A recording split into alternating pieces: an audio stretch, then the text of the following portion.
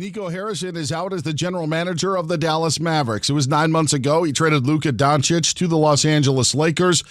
Right now, the Mavericks are 3-8, second worst record in the West. Mavericks owner Patrick Dumont released a statement saying today, explaining the move, saying when results don't meet expectations, quote, there is a responsibility to act, end quote. ESPN says executives Michael Finley and Matt Riccardi will lead the front office on an interim basis. No Joel Embiid for the Sixers tonight as they play the Boston Celtics. Bill Belichick asked today if he'd be interested in leaving North Carolina for the Giants job. I've been down this road before. I'm focused on Wake Forest. That's it. And that's my commitment to this team. And next week it'll be to our next opponent and so forth. But, I'm here to do the best I can for this team. Jaguars wide receiver and corner rookie Travis Hunter done for the year following surgery on the LCL in his right knee.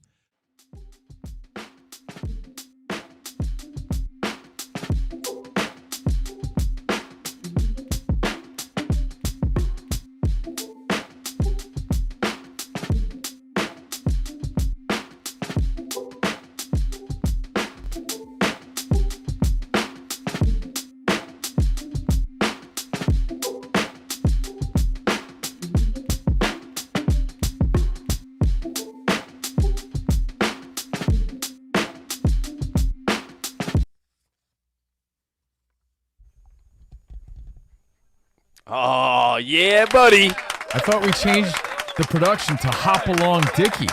Woo! Dickie Tejas. Woo-hoo! What's up, buddy boy? Rich is wearing a cowboy outfit like he's Cowboy Curtis. Well, like actually, he's Pee Wee Herman at the rodeo. Rich yesterday Davis. I was wearing my Worst Fest hat. I bumped into my pal. You might have heard of him, Arch Manning. And he gave me this sweet UT hat. Should I rock this today? Oh, yeah, rock that. If it fits your size 8.5 noggin. No, it doesn't. Ah, Sorry. see, of course it doesn't. Covino and Rich, the rest of us here in Los Angeles, live from the Fox Sports Radio studio. And like we always do, we be rocking out. Let's go. Oh, yeah, buddy boy. So let's get into it. It's a Taco Tuesday, not a snooze day. No time for sleep, Dr. Jones. Just time to kick some ass. We got Iowa Sam playing your favorite tunes on the ones and twos. We got Danny G super producing on the phones at 877-99 on Fox. He's the guy that makes this all happen. He's Danny the guy G. with all the masterful ideas. He runs the game shows. In fact, he's welcoming Shaq Diesel later today for Shaq Diesel Trivia. We got Spot on the videos. Again, this isn't just a radio show anymore. It's an experience, and you can watch it at Covino and Rich FSR for your viewing pleasures. Covino and Rich FSR streaming live on YouTube. Dan Beyer, the guru, he is here hanging out with us. Again, stay tuned for his insight and for his wisdom and for his handsome good looks. You could see him on YouTube, Covino and Rich FSR.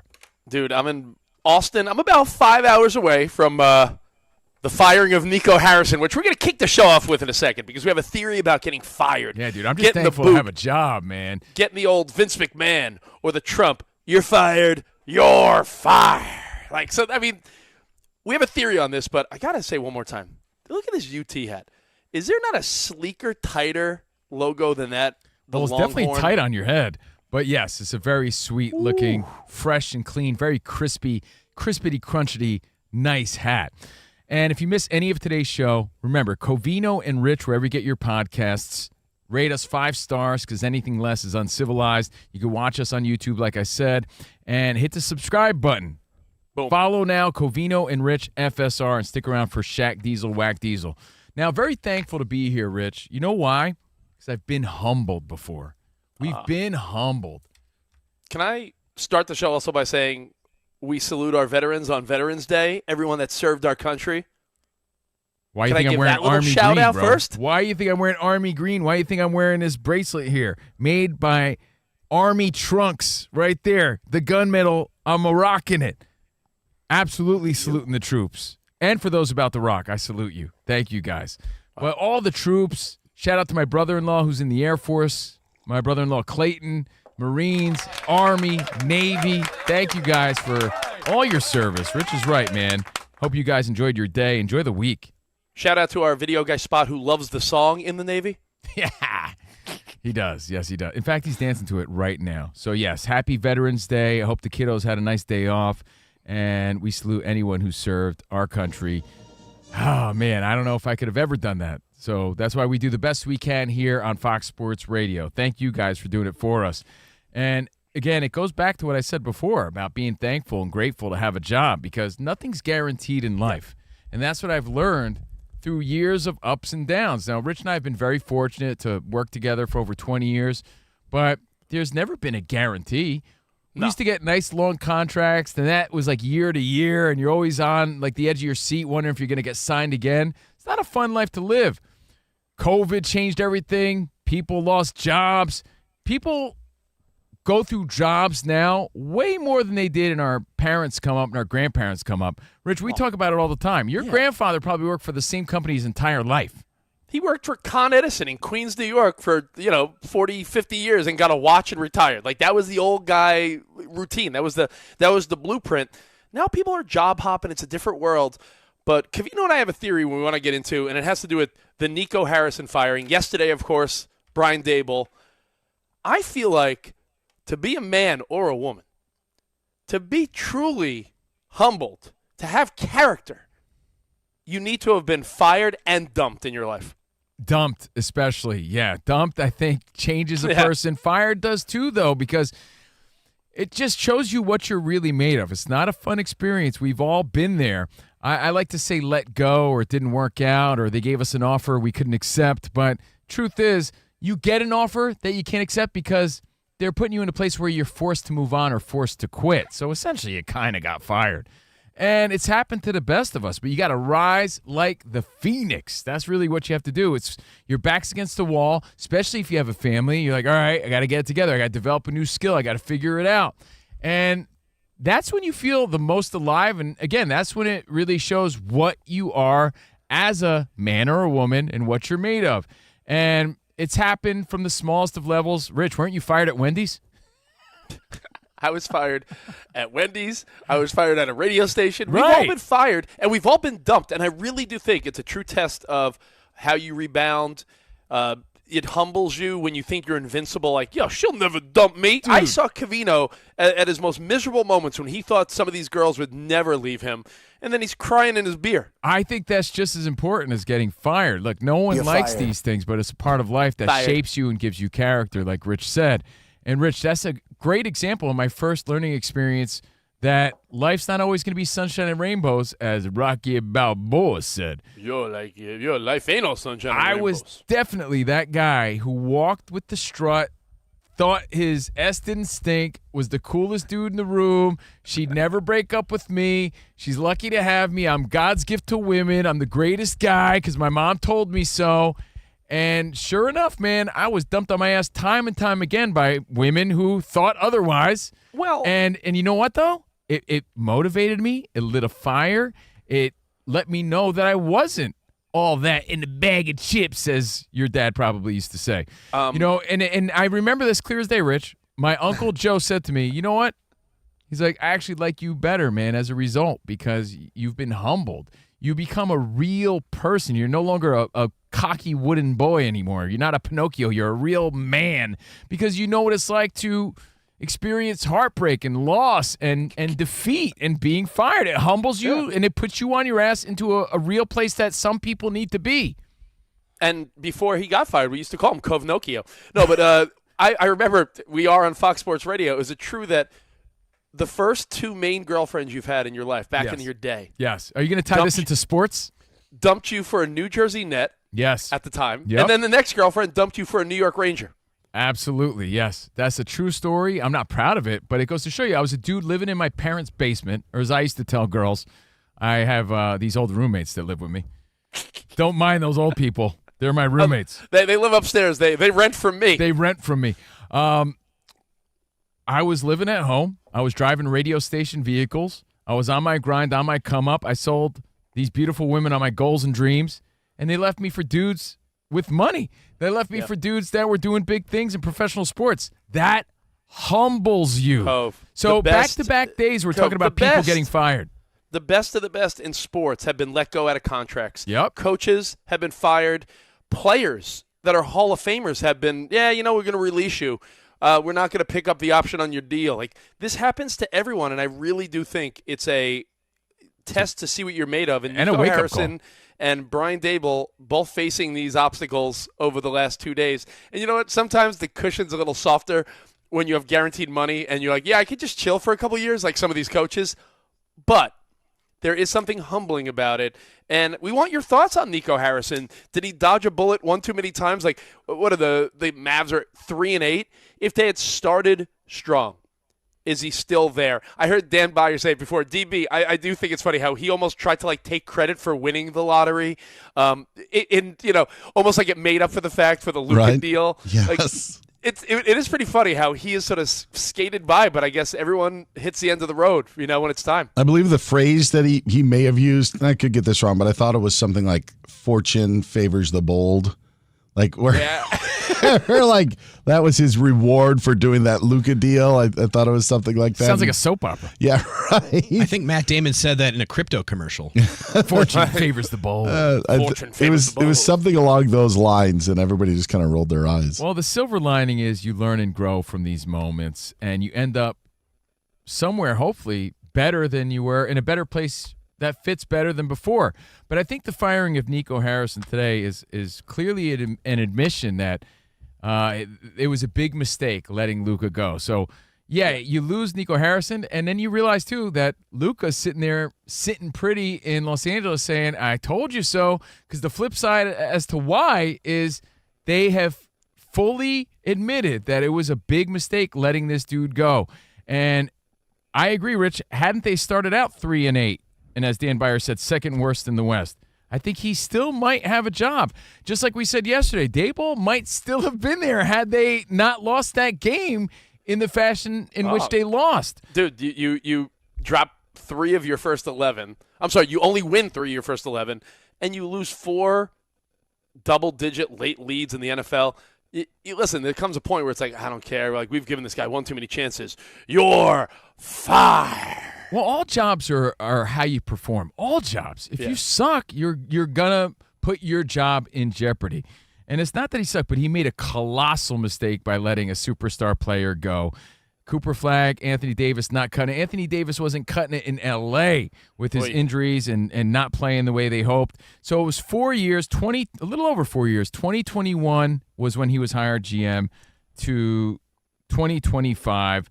And as of today, 9 months after they let go of Luka, he is fired. So your thoughts on, again, ending up where you need to be. And we wrap it up with this, a personal little anecdote, because Rich and I, we were at ESPN, and we worked really hard to get that opportunity, like really hard. And we've mentioned this story several times.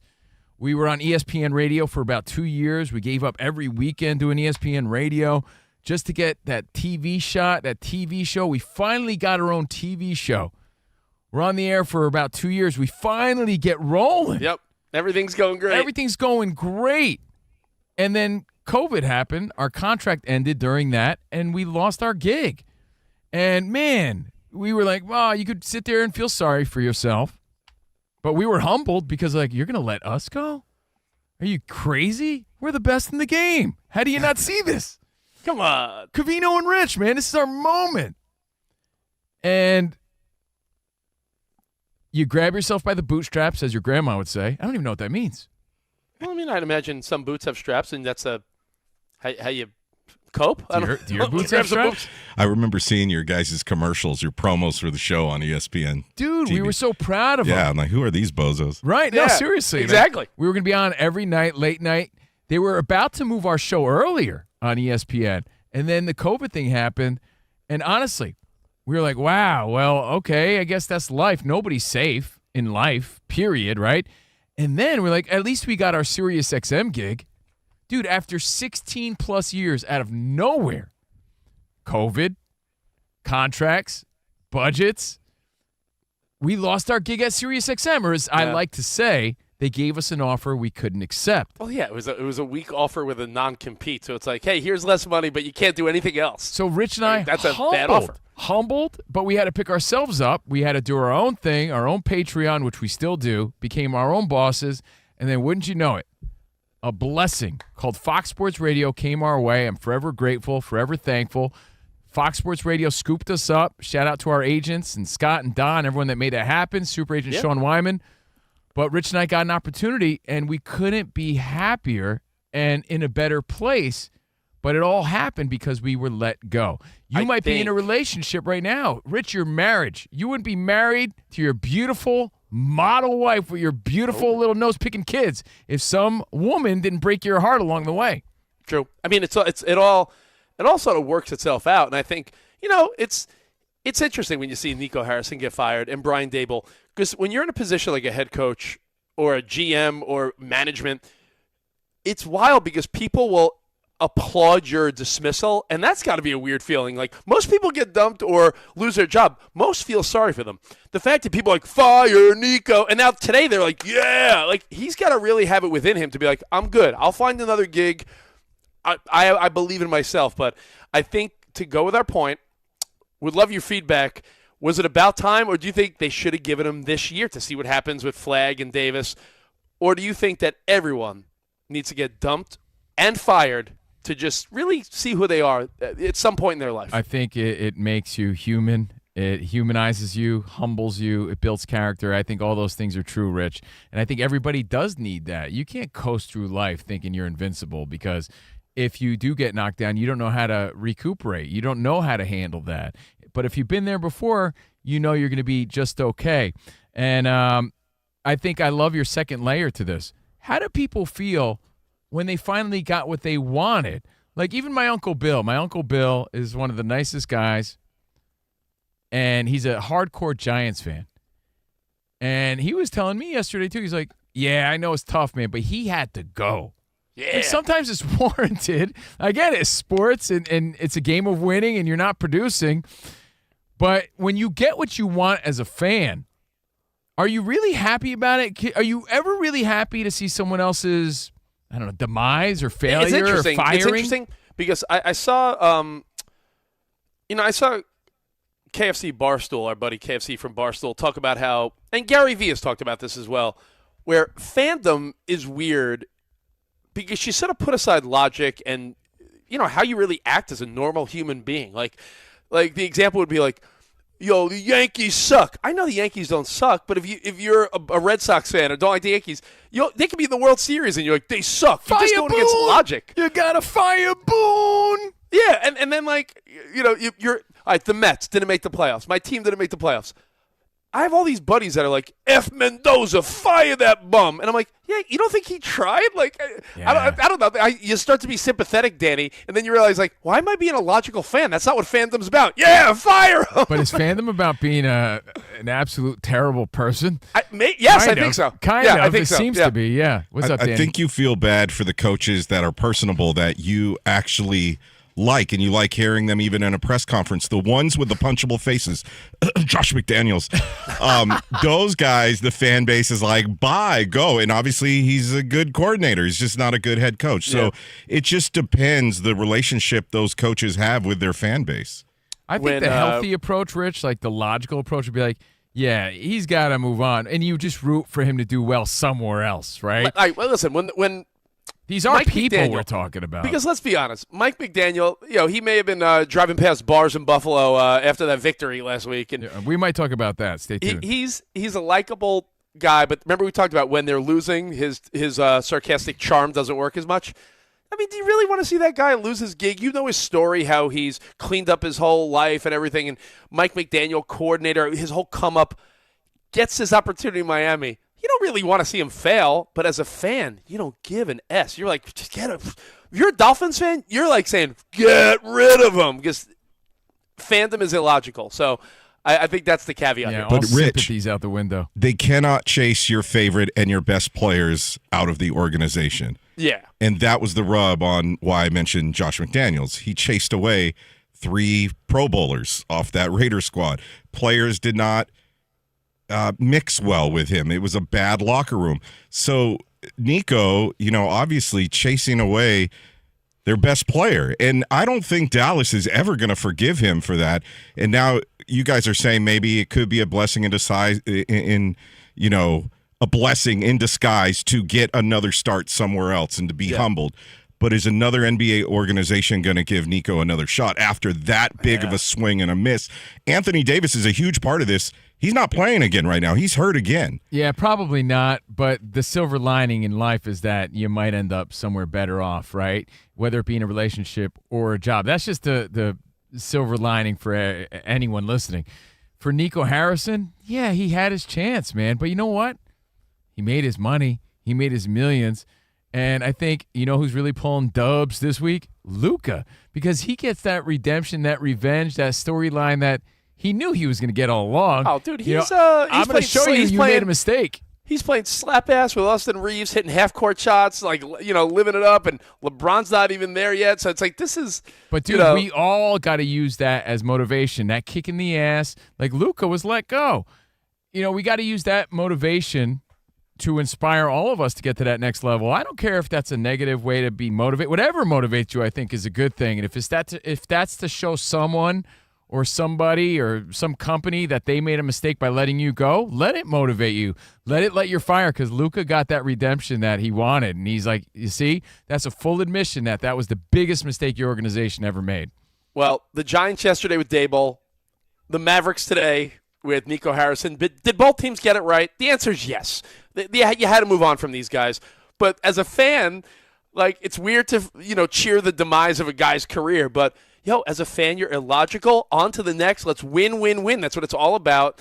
And the second layer, like Covino and I said, if you've never been dumped and you've never been fired from a job, and I bump into you, I'm going to have a hard time trusting you, because I feel like there's something you learn from those experiences. If a guy or a woman, you ever see like a hot chick and she's like, yeah, no one's ever dumped me. I'm like, yeah, you know what? Then you've never been humbled there, buddy. Yeah, you're way full of yourself. You're way full of yourself. Yeah, no guy has ever left me. It's like, oh, okay, well, okay. I'm thinking about Cooper Flagg, too.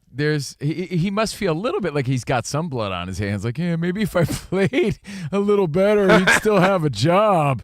Because the only solution for Nico Harrison to keep his job was to win. And that's not what they've been able to do. And you have to admit, like, we made a mistake. And at 3-8 right now, I guess they have. So that's the story. Back-to-back days. Why are we harping on this so hard? We got back-to-back days where performance mattered. Daboll, the way they lost, as I mentioned yesterday, it's not just the loss. It's the way they lost and the way they were losing games. Fired. Yeah. Nico Harrison, you let go of a legendary, generational type player. You're hoping it all pans out. It doesn't. Fired. Yeah. Your thoughts? And Cove, it's also the fact that, I'm not saying neither were unexpected, but at the time of the season, like, I think people thought that Daboll would finish the year, and I think other people thought, like, Nico Harrison would get a little more time. So I think that in itself also was like, oh, wow, like, they finally said, today's the day. And listen, like any relationship, not to tie it to relationships always, but how many times have a relationship ended on, like, as we call it, the dryer light theory? It's not the big fight. Sometimes it's that little thing, like you fought over I remember getting in a fight with an ex-girlfriend because she wouldn't close the dryer door, and there was a little light that stayed on, and I asked her about it, and she flipped out on me, and I was like, we broke up over a dryer light? No, it was the bigger picture, but I guess when you start 3-8, that's their dryer light. That's their dryer light. And I have more questions based on this story. It's the biggest story going on so far today. Nico Harrison fired 9 months after getting rid of Luka. Your thoughts, your observations, your comments, your feedback. Welcome at 877-99 on Fox, at Covino and Rich, at Fox Sports Radio. We got more CNR next. All your favorite NBA players are back, and DraftKings Sportsbook, an official sports betting partner of the NBA, is the place to bet on NBA stars this season. New customers bet $5, get 3 months of NBA League Pass, plus score $300 if your bet wins, paid in bonus bets. Gambling problem? Call 1-800-GAMBLER. In New York, call 877-8-HOPE-NY or text HOPE-NY 467-369. In Connecticut, help is available. For problem gambling, call 888-789-7777 or visit ccpg.org. Please play responsibly. On behalf of Boot Hill Casino and Resort in Kansas, pass-through of per-wager tax may apply in Illinois. 21-plus agent eligibility varies by jurisdiction. Void in Ontario. Restrictions apply. Bet must win to receive bonus bets which expire in 7 days. Minimum odds required. NBA League Pass auto-renews until canceled. Additional terms at dkng.co/audio. Limited time offer.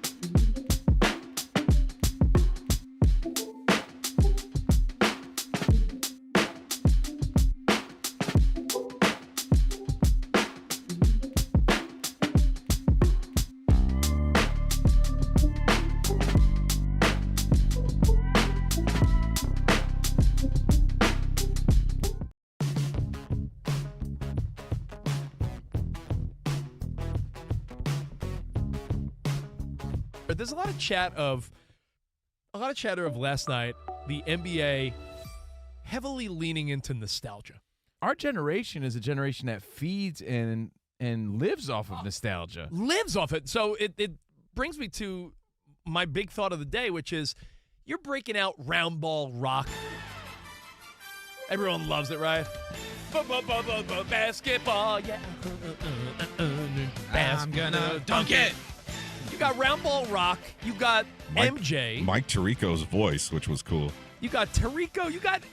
Listen, they're hitting on everything.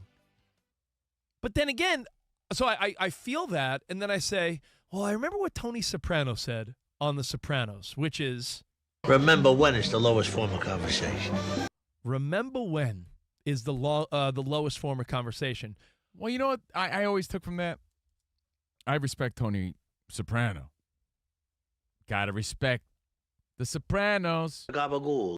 I think it's always fun to look back. You just can't live there too long. That is the answer. There's nothing wrong with looking back. In fact, we always say that two things can be true. The NBA could be leaning too much on nostalgia.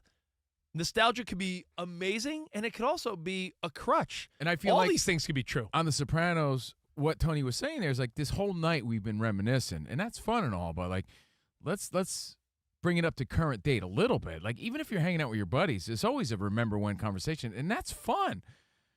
When you realize that's all you got, that's when it's stale, and that's when you realize, like, yeah, we got nothing more than that. Yeah, they were interviewing the current stars of the NBA, and they asked them, what's your favorite NBA on NBC moment in the 90s? And most of them were like, I don't have one. I was too little, or I wasn't born yet. Anthony Edwards said, I don't know, Michael Jordan. So, yeah, for the younger generation, none of that's going to hit with them. It's going to hit with us, but not them. For the younger generation, it's all new to them. What do they know about John Tesh? Probably nothing, but it's new to them, right? So nostalgic that to part us. That part of it is. But if we lean too much in the past, that's not going to play well for the younger audience. But like I said, when I feel Tony Soprano was saying there should be a mix of it, like let's talk about something current or let's bring it up to speed now or else we got nothing. I think the NBA does that just by having young players in the league. And that's the perfect balance. Like, I'm not against it. I think it's cool because you're bringing some of the old school cats back into what they enjoyed and what made that 90s era so great. And then for anyone too young to remember, it's new to them anyway, so who cares? What did Mr. Miyagi teach Daniel LaRusso? To wax on, wax off? Balance. Oh. Danielson. It's all about balance because if you I can always balance, thought the wax off part was a little weird. Hey, go wax off. What? If you balance nostalgia just the right way, the example that Covino is alluding to, if you get drinks with an old college buddy, let's say you break your conversations down into a pie chart of 100%.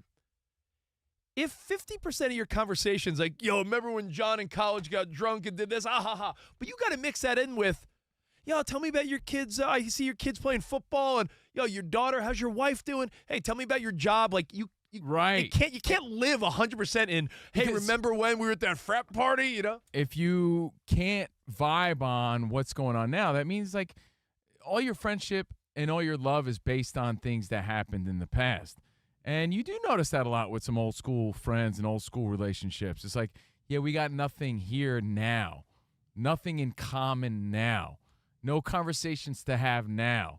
Mm-hmm. You know, you want to talk about I don't know, a new band that's out and they still want to talk about Pearl Jam. And it's like, can we talk about something now? And you realize that your friendship and your relationship only lives then. It has to be a great balance. And I think that's what the NBA is going for. I don't think the NBA is going for old school nostalgia. That's impossible. You got young players on the court. It's a league that is really banking on some young stars to step it up. So why not throw in a little dipping of nostalgia?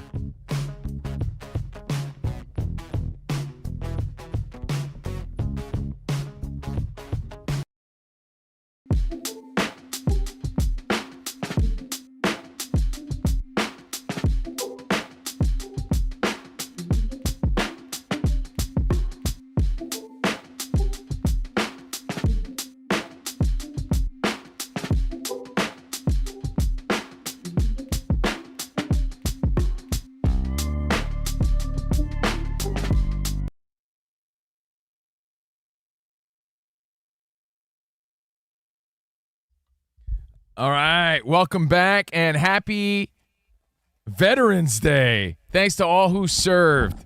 Now, we have lots of phone calls and lots of thoughts about getting fired and being humbled, Iron Sheik style. Being fired or dumped humbles you. Talking Nico Harrison. Yeah, but you know what, Rich? I don't want to keep the man waiting. He's a legend. He's our friend. He's the host of the I Want Your Flex podcast.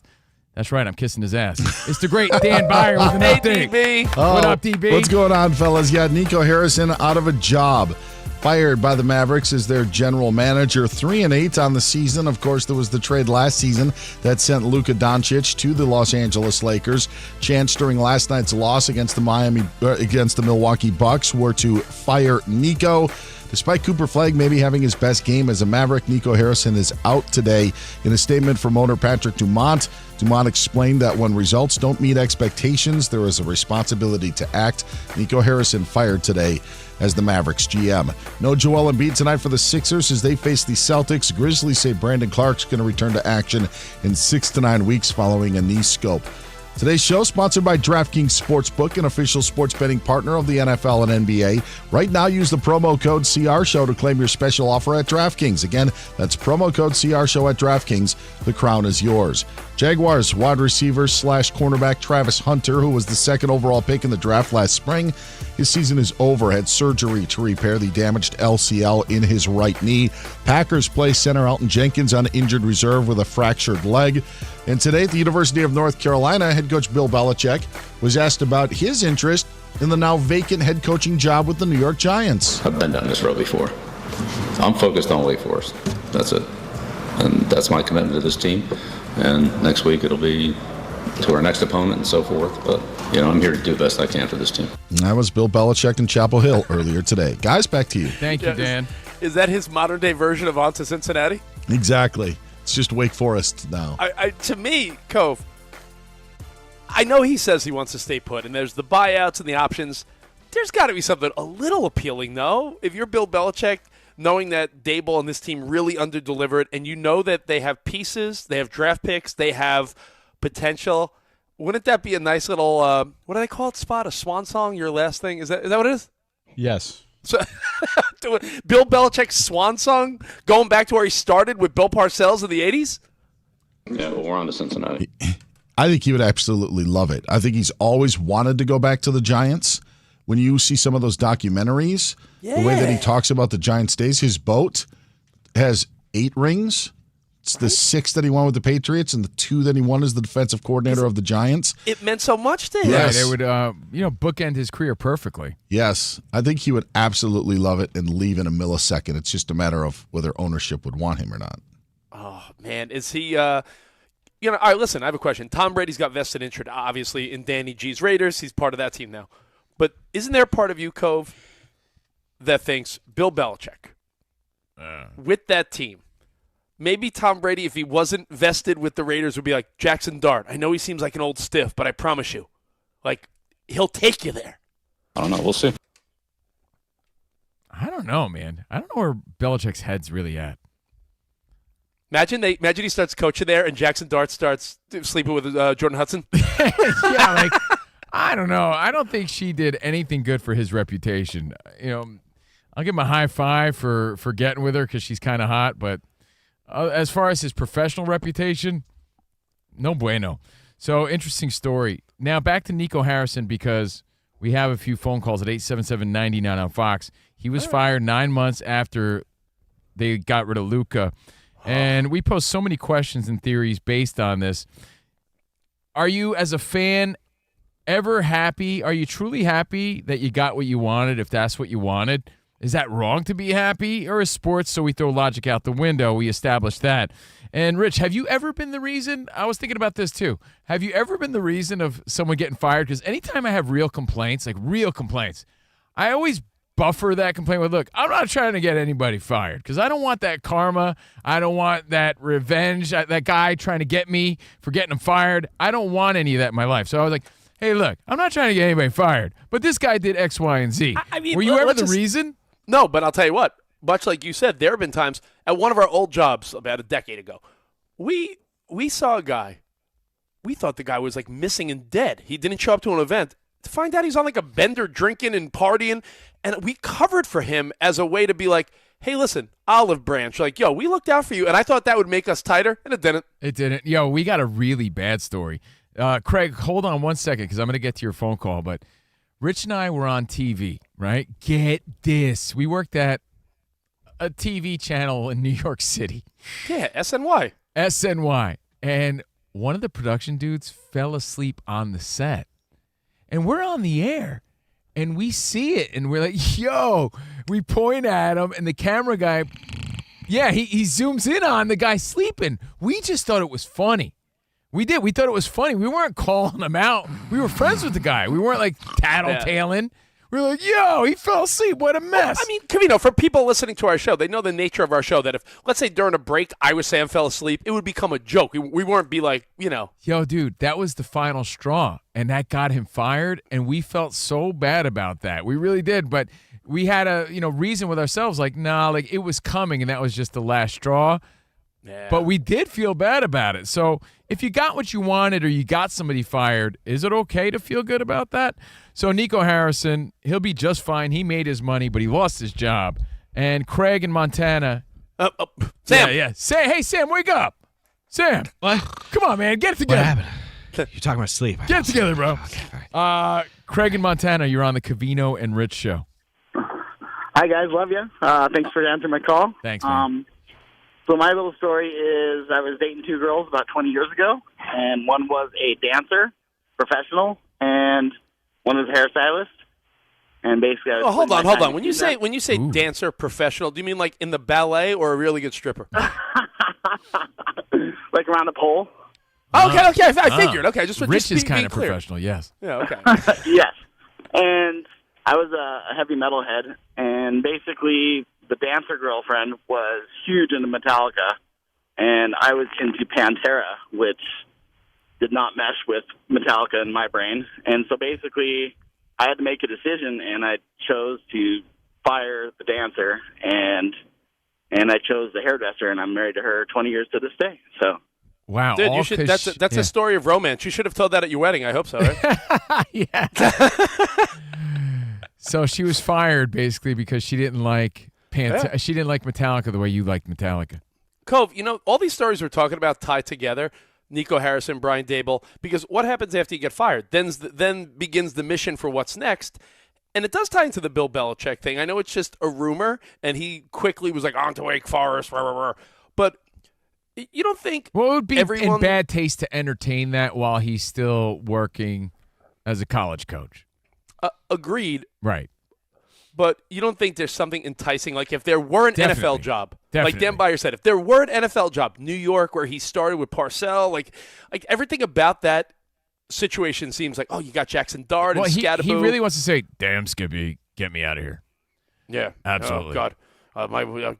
Can you imagine this pain in the ass Jordan Hudson in New York City? I mean. Yeah, he wants to say, yes, absolutely, sign me up, but he can't do that. Nah. I mean, I would think. That's what I think. That's what I would believe. He knows the NFL. He doesn't know college football. When do you judge the trade completely? Danny G, I know you're looking at a 3-8 Dallas Mavericks team, and the Lakers looks like they're having the most fun time, in the West. Do you see how the Cooper Flag move pans out? Do you see how Luka, if he wins one, like when do we get to judge this trade? Is it already judged? I think it was judged as of right now. Yeah. Every article and I don't know if you just think about it. This is a full admission that they made a huge mistake. That's really what it is. I mean, I guess you're right. Yeah, I mean, the and Lakers when you said, when you fresh see Luka playing slap ass with Reeves and hitting all these shots and looking slim and trim, it's like he won the breakup. Luka made the history books for the most points scored in a 7-game span to open a season. And then on the other side, Anthony Davis is hurt again, not playing. And that was the one only complaint as a Lakers fan. I loved watching Anthony Davis, but he was hurt more than he was on the court. It's like 3-8. You know what that is? That's like you left a woman, and then she got the glow up like Luka did. And then the one you're with is all hurt and hobbling around like Anthony Davis. Yeah, like, don't. If you call a lot of us fat, You're going to see some results. No. Honestly, yeah. If you call someone fat, when you break up with them, they're gonna look pretty sweet. By the way, have you ever dated? I don't want to get dirty here, but have you ever dated a girl, and then right after you guys break up, she gets new boobs, and you're like, oh, I want to see. Yeah, Luca got new boobs, man. He won. He won the breakup, and now you're stuck with, like I said, a hobbling, injured Anthony Davis who. I want to see. He's got deflated boobs. All right, so. Come on, Covino one and time. Rich trying to give the silver lining of losing a gig and getting dumped. It builds character, but this was bound to happen after a 3-8 start. Sports, all rationale, all logic is out the window. Fire them because we want results, and that's the world we live in. Grand opening, grand closing, back-to-back days where people got fired here on the Covino and Rich show. Now, I want to talk to your boy Gruden, Danny G. We got to talk about Gruden because he said something really interesting about Thursday Night Football, and I don't think anybody's really going to disagree with what he had to say. But there's a reason why what he's saying, I don't think anything will change. But we'll get to John Gruden. I do want to disagree. This is a fun NFL story we'll get to. Plus, we're going to give away some prizes. Shaq Diesel trivia. Big Shaq's coming in the studio. Can't wait for that. And I do have a hypothetical about state fairs, carnivals, feasts at churches, like all those type of where you eat like bad food. I have a rando question about that. So all that and more coming up next. CNR on FSR.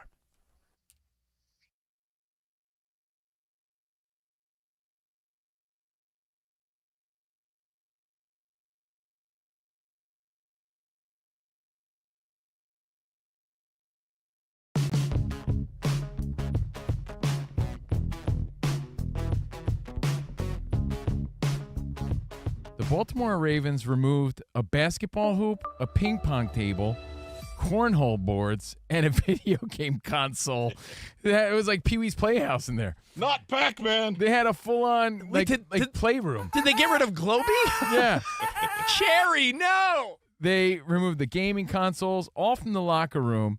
It actually started after week 4. So week 4, 5, 6, they had nothing there to entertain them. And it was Harbaugh's way of punishing them. And we speculated, is this going to work? Because it doesn't seem to be working. And that's where we turn it over to you. Yes, these are men, but they're not grown men. Keep that in mind. But you don't want to treat them like children either. Hey, you guys get no toys. But now we're talking, hey, things may be turning around. He had a nice win over the Bears, 30-16. The coaching staff, including John Harbaugh, deny that they were the ones that made the decision to remove this stuff. Veteran players are saying it was their decision. Okay. But fair enough. The story was that Harbaugh, yes. right? Well, he was part of the story, and his image is there, so we're led to believe that it's their call, the coach's call that did this. What are your thoughts on that? And it's not considered punishment. I guess you could say it's consequence, or, hey, we got to get our head in the game, we got to focus. Or do you look at it like a punishment? And as a kid who was never punished, big shock, I don't vibe with that, man. People need to take accountability and be accountable. But at the same time, you need to try everything to see if it works. What are your thoughts? Do you think you could punish grown men, well, not grown men, just men, and get positive results? Or more resentment than anything else?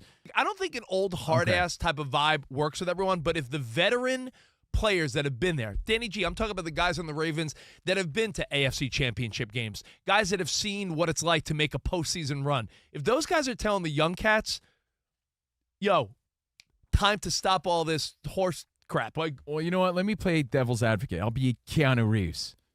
Because he's in devil's advocate. Yeah, you don't believe in chemistry builders? Is that what you're saying? So when you're just sitting there, then what do you do? What do you do? All right, I'll play devil's advocate. No. All right, who are you? I'll be Al Pacino. Okay, fine. You think ping pong's the answer? You know what? I'll show you big time. I'll show you ping pong. I do, and I'm glad you said that, because let me take you back again. Yeah. When I first heard this story, Yeah. I thought to myself, well, this isn't going to work. And it turns out that, hey, they won yesterday, and Jackson's coming back, and maybe. When I first heard this story, I'm like, you're punishing these young football players? That's not going to work. That's the opposite of what's going to work. That's counterproductive. Because when you take it back to our early days of broadcasting in the early 2000s, we had a ping pong table in the lobby of Sirius XM. Dude, nothing brought people together harder than that ping pong table. It was dudes from the hip hop channel playing dudes from the rock channel, and then a dude from the country channel would come and battle someone from the R&B channel. I remember Covino having a battle. Remember, Sway from MTV Sway? Yeah, Of dude, course, world famous wake up show. But dude, we'd be talking smack. We got to know each other. We were having fun, right? We'd sit there in the lobby, just all with one company coming together because of the ping pong table. So when they told the story of they're removing the basketball hoop, the ping pong table, the video games, I'm like, dude, you're taking away the chemistry of this team. So I'm a little torn because time has gone, and now we're entering week 9, and I'm like, maybe I was wrong. But I'm standing my ground and saying that these are things that build chemistry. I don't know how it's going to turn around, but it seems like it has, at least for a week. What are your thoughts on punishing adults, punishing kids? It's so subjective. Taking their fun away. I don't know. To me, these are chemistry builders. I think it's hard to really gauge because for everyone that doesn't like to be given tough love, some people respond to it. It's so subjective. You got 53 grown men. That is true. Some are going to respond to, like, me. I'm okay with tough love. Covino doesn't like criticism. Covino likes pats on the back. True. Yeah, no, there's different personalities in every locker room. I get it. But I think those things are what build friendships and build trust and build camaraderie, and that builds a winning team. And you took all the fun out of that locker room to make a point.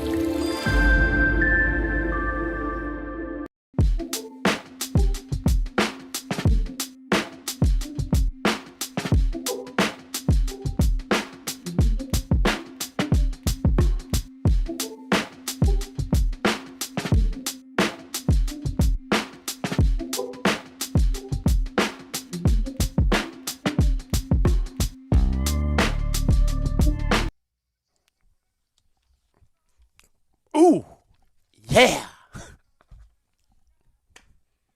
Damn. Put some stank on it, Iowa Sam. He's playing some groove line right now.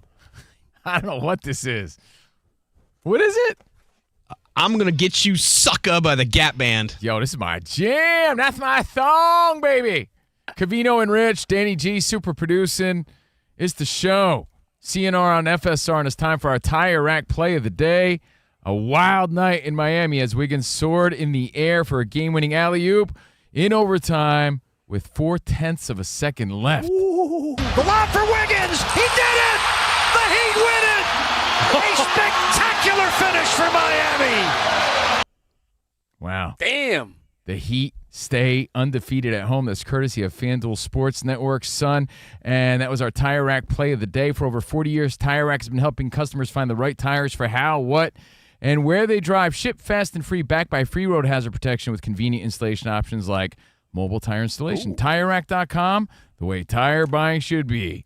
Tire Rack. Now, Cove, there's a John Gruden story I want to get to, but real quick, right quick, in about 10 minutes, any last second predictions for MLB is going to be announcing their managers of the year.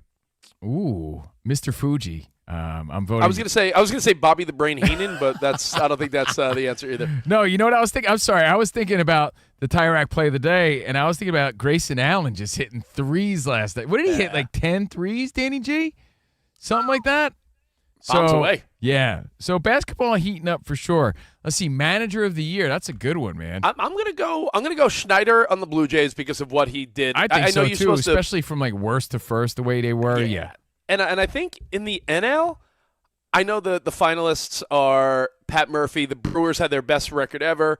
You know, Rob Thompson of the Phillies, first place, great season. But the fact that Terry Francona snuck in like an average Reds team into the postseason, his record speaks for itself. Frankie's just a great baseball guy. I wouldn't be shocked if they gave it to Terry Francona. Tito? Yeah. No, you're right. All of a sudden they were contending, and you sort of looked at him. You're like, he's the reason for sure. Yeah. I mean, he's the reason I think, his leadership, you could argue, is they were a meager 83 and 79 wild card. But nonetheless, that's, I think, an under 500 team without good leadership. I agree. It's Covino and Rich. We'll keep you posted. Dan Byer will hook you up with the updates as they come. But start thinking about this. As Timmy No-Break says, get this. Yeah. John Gruden is buzzing, chirping real loud all over social media. This has gone viral.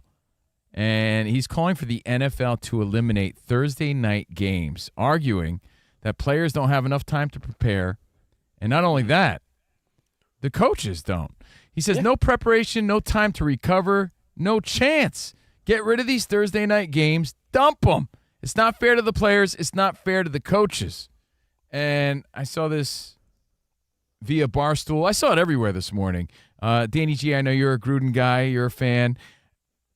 I know this will probably never happen because there's too much money to be made and it's become a part of our life. But he is making sense, right? Because we're getting a watered-down product as a result. But Covino, partnerships with networks and streaming services and billions of dollars will totally eliminate any speculation. But what he's saying, forget about will it happen, because the answer is absolutely not. But the reality is we like it because we're selfish fans. Like, oh, sweet, another game to watch? Right, better than nothing. If you just get banged around on a Sunday afternoon, like 4 days later, you're throwing the pads on again for another battle, like with a couple days, like it doesn't feel right. I agree, it doesn't feel right. You know how certain things stick with you for whatever reason? George Kittle, your boy, Rich. Yes, I thought of the same thing. Yeah, I always think of this because it was a really great visual and it made you think because you may have been there. You may have not played in the NFL. But unfortunately, you've probably been in an accident or two or three, and luckily you survived. He says recovering from a football game is like recovering from a car accident. When you're really banged up and you're sore and you really have to work your way through that next week.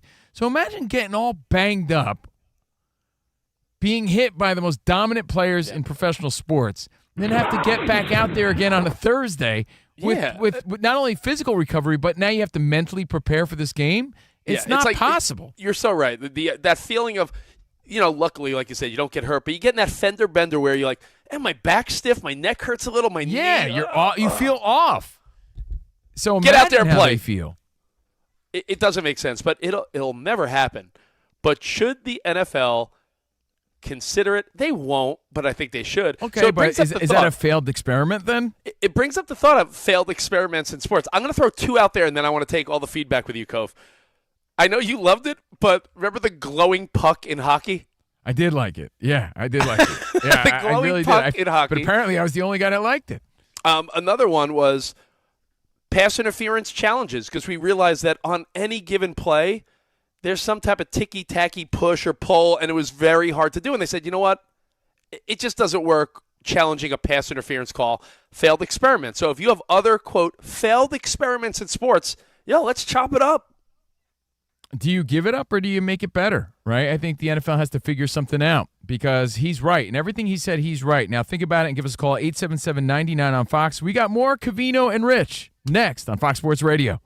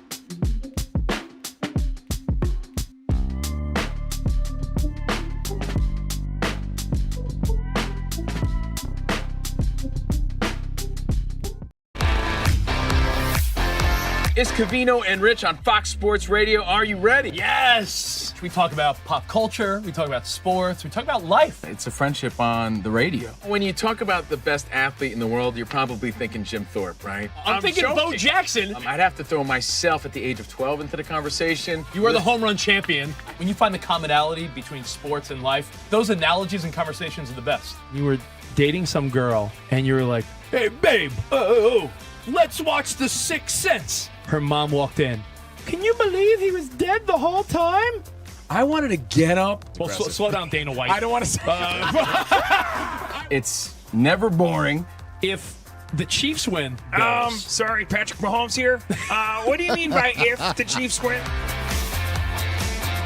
Our friendship is real. It's authentic. You can't fake the fun. we're the type of guys you'd want to hang out with at a sports bar. Best way to pick someone up at a bar? Yeah. Go up to a cute girl and say, oh, look at that bozo over there. And I point to you. We could make fun of each other, poke each other a little bit. I call him Blubber Lips, Rich Davis, because he never stops talking. He thinks he's the Mexican Fonz. Yeah.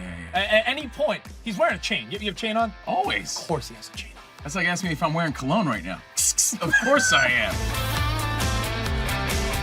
We take a lot of pride in being inclusive and interactive on our show. Just the more the merrier. Josh, Covino thinks that every man should own a leather jacket. I only wear vegan leather. Can you believe this guy? I can't believe this guy.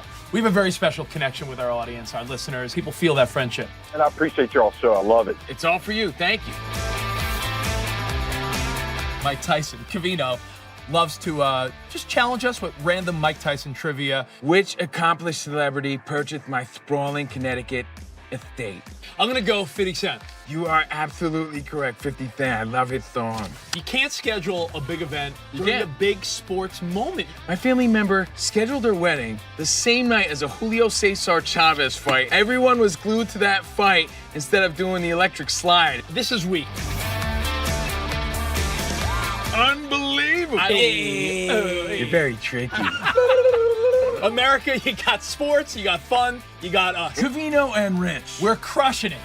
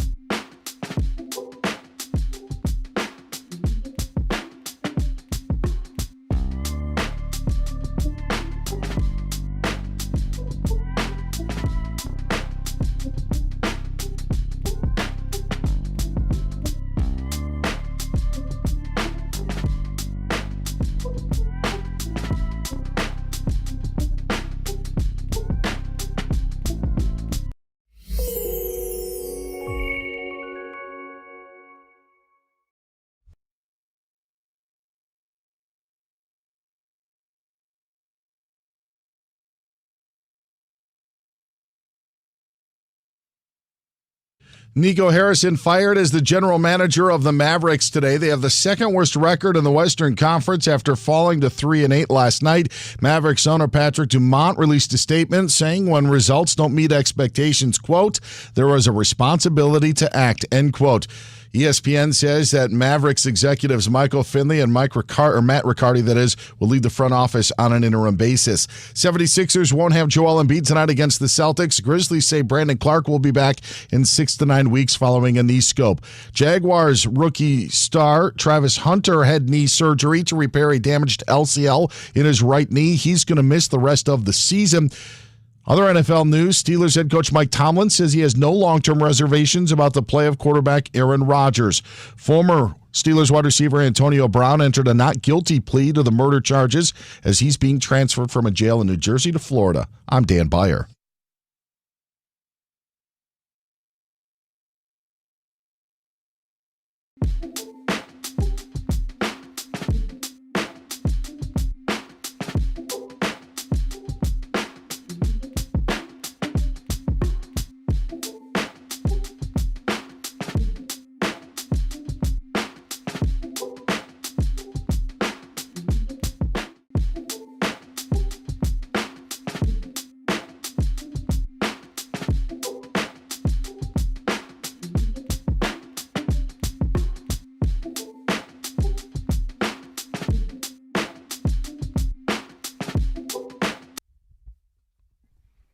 All right, Taco Yeah. Tuesday. It's 11/11. Make a wish. 11/11. Make a wish. November 11th, Covino and Rich. Veterans Day. Shout out to all who served. Thank you. We salute you guys on this Veterans Day. Hope you enjoyed your day. Enjoy the rest of the week. Covino and Rich broadcasting live from the Fox Sports Radio studio. With the iHeartRadio app, you can stream us wherever, whenever. Catch us and all your Fox Sports Radio shows live 24/7 on the new and improved iHeartRadio app. Search Fox Sports Radio in the app, preset it number 1, and tell your friends about Covino and Rich. Thank you, guys. Buddy. Hey, Leonardo DiCaprio's 51 today. What? You think he's going to start dating women in their 30s or what? I think he went up 1 year, so 26 is now his limit. Okay. All right, we be rocking out. Let's go. Happy birthday, Leo. And thank you guys for hanging out with us. Everything at Covino and Rich, at Fox Sports Radio and Rich. Before we talk about this John Gruden story and Thursday Night Football, can I remind everyone to set their DVR tonight? Because your boys represent Zent. I'm on a new show, season 2, new season of Mysteries Unearthed on the History Channel. Hosted by Danny Trejo, Machete, Covino's Abato Loco forever. No, sorry. I'm watching Pluribus on Apple TV. Sorry, pal. No, bro, Mysteries Unearthed. Okay. I'll be on there. Looking all bloated and hungover. So please. Sweet. Check out the show on the History Channel tonight, 10 p.m. Eastern. Mysteries Unearthed with Danny Trejo and Steve Covino. How about that? I think it was you or Danny? Someone sent me, speaking of Leonardo DiCaprio's 51 today, did you see that his yacht in the French Riviera was actually the only people responding to some SOS call? So some little dude in a boat gets picked up by Leo, and it's a yacht of ass. Yeah, so someone went from like dying, drowning in an ocean to partying with hot shrieks. Yeah, so it's like when Harry and Lloyd got pulled over by that bus of women in Dumb and Dumber. How cool is that? So John Gruden, we got to get to this because we got Whack Diesel waiting in the lobby to give away some prizes. We're going to do some trivia here on the show this hour. He said some things about Thursday Night Football, and if you missed it, hit it, Sam. Let's start with Thursday Night Football, man. What a treat it is. No preparation, no time to recover, no chance. Get rid of these Thursday night games. Dump them. It's not fair to the players. It's not fair to the coaches. Who goes out and tries to perform at a high level with no preparation? Dump these games. It'll never happen, but he does make a solid point. And as a result, like I said, we're getting I don't want to say an oversaturated football season, but definitely a watered-down product on Thursday night, and it's been showing lately. All the primetime games lately have been weak because we're not getting enough preparation, not enough rest, and it just doesn't feel big. It feels weak. Is more always better? No. Like if I said, hey, you're going to get more pizza, but it's like trash pizza. If I said, yo, you're going to get more lovin', but it's not like quality. It's like lazy Rich, don't we call this the Peeps theory?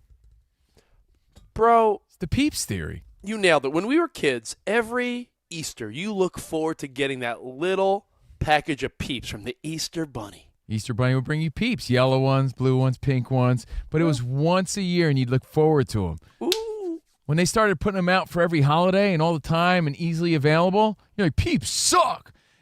I used to call it the Wizard of Oz theory. Do you remember around Thanksgiving time, they'd air the Wizard of Oz and it was like a big deal and you sit there with the whole family because it was a special moment. Then they started airing it all the time and it's not as special. It's just not as good. That's just how it is. I don't know why. Supply and demand, I don't know. But the less of it, the more you want it. And football seems to be almost a little too much. I'm not complaining, just explaining what John Gruden's saying here. And as a result, with recovery time, we're not getting the product that we're supposed to when it comes to the NFL. And if you're wondering, did we just make an analogy using Peeps, Sex, Thursday Night Football, and the Wizard of Oz? You're damn right we did. Yeah, and we just made the Baba Ganoush. Boom. So any other rules or I guess you would say changes that didn't work in sports, in life, where you're like, yeah, that just didn't work? Yeah, we're witnessing a failed experiment that hopefully they can improve on. I don't know how. I don't know how you speed up recovery or make it better. That's for them to figure out. It's not my job. But we're witnessing a failed experiment that's going to continue. What are some other ones that come to mind that maybe went away? 877-99 on Fox. You know, Cove, people on hold, they're saying they know how to fix Thursday Night Football, but let me hit you up with one more. Sure. I think during the playoffs, now you might say, "Ooh, that was a strategic move by Fox and TBS." Have you noticed that during the postseason, they really made that X strike zone so faintly light? Like, I feel like it's not our job to be the at-home umpire. You follow what I'm saying? Like during the regular season, you think it's too light? No, I liked it. I thought, liked it too. Yeah, I think during the regular season they realized, like, listen, we're not supposed to be at-home umpires where every pitch we see if the umpire just got it right or not. Like, I like the faint little strike zone where you could sort of see, but it wasn't a distinct, like, bordered square. Yeah, the failed experiment being, like, too much of that. Then he got it just right. No, you didn't see in the postseason? The pitch clock countdown, because you don't want to be reminded of these things, but you want them to be there. So I think that's what baseball learned this year. Like, the rules are good. You just don't need to show us. Failed experiments. Let's go to the phones. What do you think about Thursday Night Football? How do we fix it? We got lots of phone calls. Now's your time to call at 877-99 on Fox. And, of course, at Covino and Rich. You want to start in Seattle? Want to skedaddle to Seattle? Let's skedaddle to Seattle with who? All right, Steve, what's up? Oh, hello, Steve. Steve Largent. What's up, buddy? Hey, guys. Everything's great here with the exciting Seahawks. And I just, I don't know. I suspect that this has been really analyzed, but it seems like there's such an obvious fix to this. And that is to not start the Thursday night games until a few weeks in the season when the byes start. And then from that point on, you only contest the Thursday night games between two teams that have been on a bye the prior week. Yeah, and you know what? What you're saying makes a hell of a lot of sense. And I know that there's a panel of schedule gurus. Dan Beyer, you could confirm this. Isn't there like a panel of people that make the schedule every year? This isn't some AI-generated thing. Like, it's a panel of people, and I wonder if they could throw that in or if they've thought of that already. They used to do that. Now there are a lot of computers that will print out a bunch of different schedules for you. Oh, wait, so they took those jobs too? Yeah. Really? Yes. Oh, my God. So what are you going to tell me next, Dan? What are you going to tell me next? NFL footballs aren't weaved together by a bunch of old ladies? Because I've seen that. Right? Yes, because for us thinking like there's only like one or two or three possible schedules, they do have a bunch. Now, there's a lot of stuff they have to work around, facilities, they have to work around concerts. There's TV stuff with, the New York market. The Florida market has 3 teams, so you're moving teams around in that way. But, yes, now it's kind of done by computer. Damn AI taking our jobs. Failed experiments. Damn Allen Iverson. In sports, but it could be anything, any failed experiment. 877-99 on Fox. Let's go to David in Missouri. You're on the Covino and Rich Show, Fox Sports Radio. What's up, bud? Hey, guys. So that previous caller took my idea, kind of, but instead of eliminating Thursday until the bye weeks kick in, how about having the former playoff teams from the previous season play but while you're waiting for the byes to kick in? That way, they're ex-playoff teams, so they might be well-oiled machines, better product on the field. But they've also played a couple extra games more than anyone else, so you could argue that is the opposite side of it. Yeah, but it should be the teams who didn't make the playoffs, maybe. Yeah. But that would other maybe not be the greatest games. Yeah, I mean, it's hard because the NFL is not going to eliminate games. They're always trying to add more games. Maybe it's like a second string game for second string players only. And like if they add an 18th game, you got to play your second string too. I have a question for you guys. I don't know any solution that would make sense to that. I think we're just going to have to deal with the fact that it's just a watered down product. You want to know what's absurd? Sorry, Rich. I was just going to say there are situations too where a team will play on Thursday or have a bye, and then they won't play until that next Monday. Like this happens more than you would think. So not only does a team have a really long week, now then they have a break. They have a short week coming back on the other side. So there's not a lot of rhyme or reason for why these matchups are placed when you're trying to determine rest, because they can't even get that straightened out. You know what I mean? Yeah, you're 100% right, because it's now it's a little too much. I think we figured it out. They should rehire humans to make the schedules rather than these computers and AI. Yeah, maybe. You missed the human element. There's Rich, two things, Cove, that are currently happening, and I wonder if either one of them will be looked back and say, oh, maybe we should change that. The midseason tournament in the NBA. It's a couple years in. Do we care enough? Will that continue, or are we going to look back and be like, hey, remember those 4 years or 2 years? That's a good one, dude. I don't know. I feel like, for me personally, it gives me no excitement. Not really. Danny G, how do you feel about the in-season tournament? Yeah, it has a soccer vibe to it, right? Like they're trying to emulate something soccer does. Or, very European. Yeah, I'm not feeling that. Along those lines, though, there's been news over the last couple of weeks that there's an NBA Europe League that is about to be unveiled, maybe as soon as 2027, where you would have 12 teams in Europe play each other in different cities. Ooh. There is the talk of possibly having those teams play U.S.-based NBA teams down the line, where you could have some sort of tournament. So I don't know how we want to get used to the NBA Cup, or how, because there could be changes if this NBA Europe League you work takes it out off. as time goes. You give it time to develop and figure out. Like, I felt that way, Dan, about the World Baseball Classic at one point. I'm like, yeah, I feel like I'm the only one that cares. No one's really caring. They made some cool adjustments. They got better players and better teams and some better competition. And now I'm looking forward to it. Like, the World Baseball Classic, to me, is not a failed experiment. Like, I'm actually looking forward to that. And there was a long time where no one was really, or felt like no one was really caring or watching that much. Rich, in our industry, we've mentioned this a few times, but in our industry of broadcasting, you got to remember, the Jack FMs, right? Which, in concept, in theory, sounded kind of cool. It's like, yeah, throw it on shuffle, man. It's like shuffle for your car. Just shuffle radio station, Jack FM. And I always think of Diamond Dave, David Lee Roth in the mornings. Zitty bitty bop, bozdy bop, good morning. I always think of Diamond Dave, and everyone thought his dynamic character and personality would replace Howard Stern. But then he got all serious, and it wasn't the David Lee Roth everybody wanted. So, failed experiments. I'm just trying to think of all different ones. The Jack FM one is funny because I think every city there might still be a Jack FM, but the concept was it's like an cool. iPod on shuffle. But then the answer was, well, you don't want to listen to someone else's iPod on shuffle. That's the thing. Yeah, you like your iPod on shuffle. All right, you don't like anyone. I would hate Rich's iPod on shuffle, and that's what Jack FM, and it still exists, I believe. But too much Counting Crows and Proclaimers, or what? Yeah, you want your own thing. It also sounded too recorded on those radio stations. Not enough live elements. So kind of a failed experiment. Good in theory.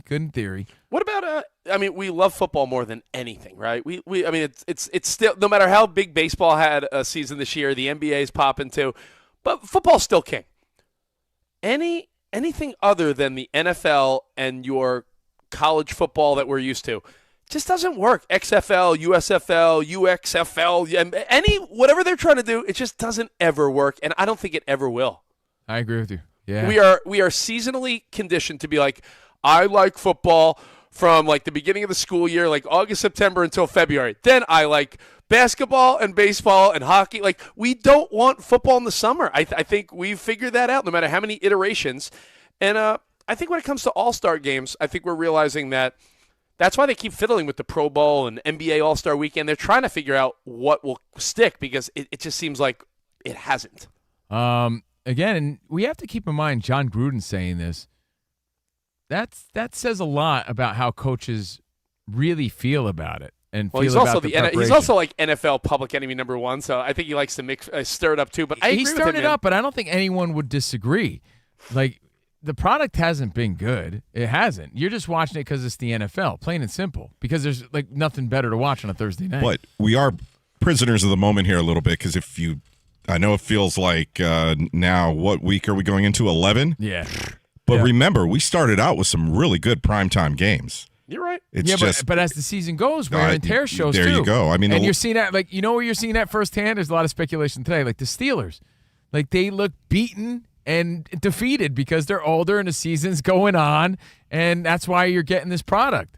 There's mileage by week 11. So your Thursday night product is going to suffer a little bit. Alejandro in Fillmore, California. Thursday Night Football. What do you think about what John Gruden said? All right. No, to be honest, you guys were talking about games and stuff, right? Putting everything in Europe and stuff. Yeah. Can you imagine what it would be like if you had the Chivas playing America in the U.S.? I think there would be long term, if this did work out, there would be some record breaking games. If some sports went global, Covino, after a while, if it did build up, it would be what we view as sports now, even to the next level. I just don't know if the interest is there. I don't know. Like Disney World opens in other countries. It works out like half the time? France, Japan. Yeah, like not everywhere. Not everywhere. So, I don't know. To just go off the bye week conversation that you guys are having as well, to look ahead, I think we all expect the NFL to go to an 18-game schedule at some point, which would very likely mean 2 byes per team. You could then do what you guys have been talking about, what the callers, feedback on social media as well have said of, if you now have 2 byes to work with when giving teams Thursday Night Football, you'd be able to work with that. I don't know what you would do in weeks 18 and 19 at the end of the season, or what you would do in weeks 1 and 2 when you wouldn't want to necessarily give a team a bye that early or that late, but it would give them more flexibility. But it would also, guys, because of the conversations of having the Super Bowl be on President's Day weekend, so everyone has that Monday off following. Oh, that would extend it to that? It would. Oh, wow. So there's multiple reasons to maybe make that happen. Yes, but you would also likely have to start the season a week earlier. So because not only are you adding a game, you're adding a bye, so you're actually adding 2 weeks. If you added one at the back end of the schedule to make it President's Day weekend, you're likely to have to start the NFL on Labor Day weekend. Which, you know what I say, Dan? Let the robots worry about it. Let the robots. I'm sorry, can't compute schedule. Whoa. I mean, at this point, just kill one of the preseason games. Well, they would. They would. Two preseason, 18 regular, 20 total, and like Dan said, 1 week in the beginning, 1 week at the end. Perfecto. Any other failed experiments come to mind? I'm sure that algorithm of, like Dan said, international games combined with Thursday night and buys and rest. There's, let's put AI to the test, huh? Let's go. Absolutely. I'm really thinking of failed experiments in sports, so I'm like focusing on sports. How about the Bowler brand sneaker? Like, that was the weakest ever. Ended up costing his son's career to some degree. Yeah. Getting hurt as a result. But remember, so much hype around those stupid sneakers and the Bowler brand. All right, Big Ballers Chicken. Big Ballers Barbecue. Oh, yeah, so stupid. All right, so your thoughts, your calls, and thank you guys for hanging out with us. Now we're looking for people to play the game that's sweeping the nation. It's called Whack Diesel. Speaking of basketball, Whack Diesel, Shaq Diesel Trivia.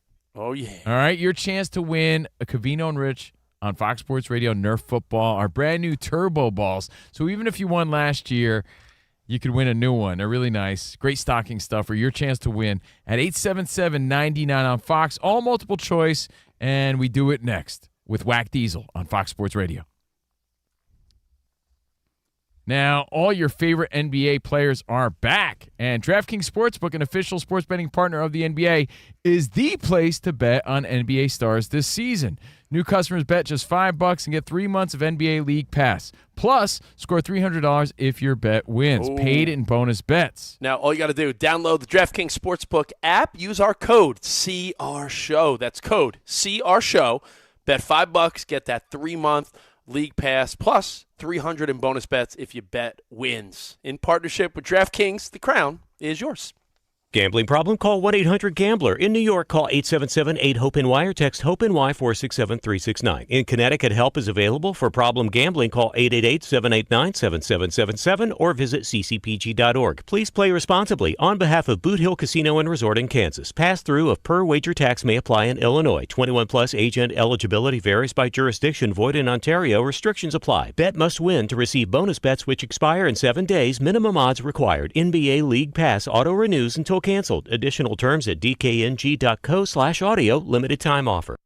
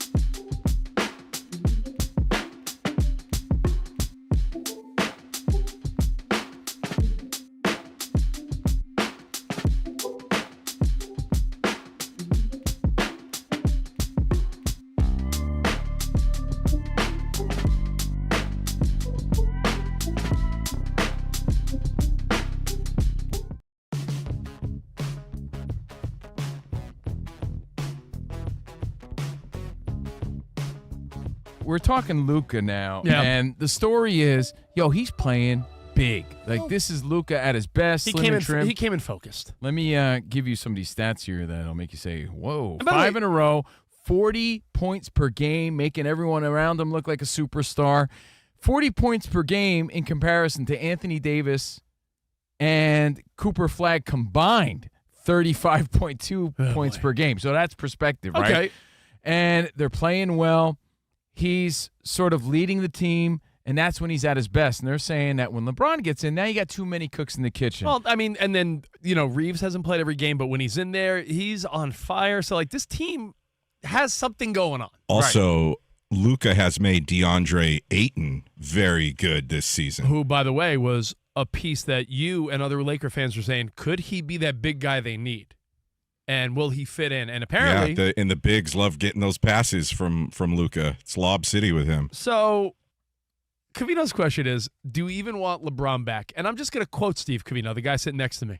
No. Hold on. Don't kill the messenger. I'm saying this is the question that can only be posed based on what's happening right now. And you do hear that buzz and you do hear that speculation. It's like, if they're playing this well, it's like now you're messing with the chemistry all over again. Well, Like, let them win. Let them keep on winning. Dare I quote you from a fine. different circumstance? Sure. I'll do my best Covino voice. Oh, boy. This is before the World Series. Yo, bro. Dude, bro. Can I show one word dude or bro in there? I know what this is going to be. Bro. Yo, if I'm the Blue Jays, bro, I don't even know if you bring Bo Bichette back. Like, I mean, he might mess with the chemistry, bro. But what he did is sort of unheard of, unprecedented. He stepped right in like he didn't miss a beat. But you debated whether or not the Blue Jays should mess with that. Because, dude, he hadn't played in so long, right? Not that he isn't good. No one's questioning LeBron being good. But maybe they're just better without him right now. That's all. I think the other thing worth mentioning is Austin Reeves is also off to the best start of his career. And then throw in Jake LaRavia, who was a great offseason pickup. And now you're talking too many cooks in the kitchen. 'Cause these are guys that need the ball in their hands. The answer may lie in between everything we're saying. Like, there's a little place in between all of our points that I think makes the most sense, which is LeBron's not done, but much like in dating, jobs, situations, you might be awesome. You might just not really be awesome for that scenario. And maybe with the current Lakers team, LeBron just doesn't fit anymore.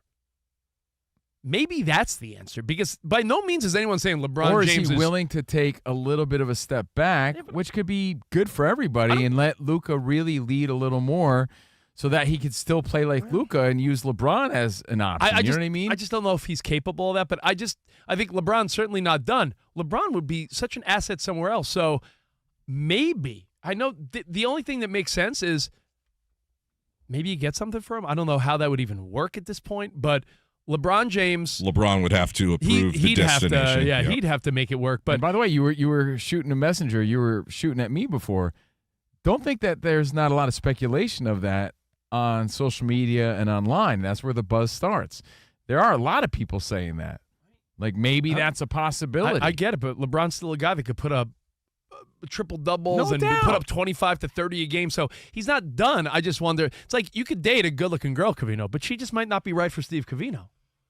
True. You know, it's like, so let's keep that in mind. I think the difference this season so far from what we saw at the end of last year is the Lakers have the best bench they've had in a long time. Yeah, that bench was meager, like Bob Seger. For sure. And and besides Jackson Hayes, no real big guys to mention, but you got to think about how last season ended. Luka and LeBron do play well together, but it's just the other pieces like Austin Reeves and LaRavia, as I mentioned, where you got to figure out how this all fits together.